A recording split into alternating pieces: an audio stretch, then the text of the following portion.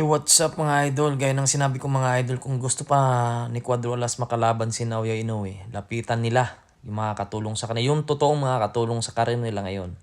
Pwede siyang Gibbons, pwede yung tapos makipag-reconcile sila doon kung sa manager nila kung meron pa silang kontrata doon. Pero ang pinaka number one ano diyan, makatulong sa kanila Sean Gibbons talaga sa ngayon. Kasi wala naman ibang makakatulay doon kay Naoya Inoue. At tigilan na nila yung mga pang-aasar nila doon kay Naoya Inoue. Hindi na uubra yan. Kumbaga, no effect na yan kay Naoya Inoue. Hanggang for the views na lang yan. Kung gusto pa nilang, pangarapan nila makalaban si Naoya Inoue, lapitan nila ang tamang tao na makakatulong sa karir nila. Wag na yung puro pang-aasar kasi walang mangyayari doon. Kumbaga, baguhin nila yung mindset nila.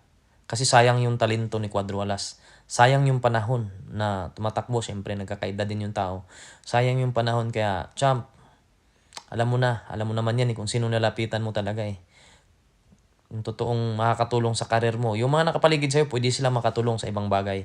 Pero pagdating sa ganyan, wala silang maitutulong dyan. Pagdating sa pagbigay ng laban, pagdating doon kay Inoue, wala silang maitutulong dyan.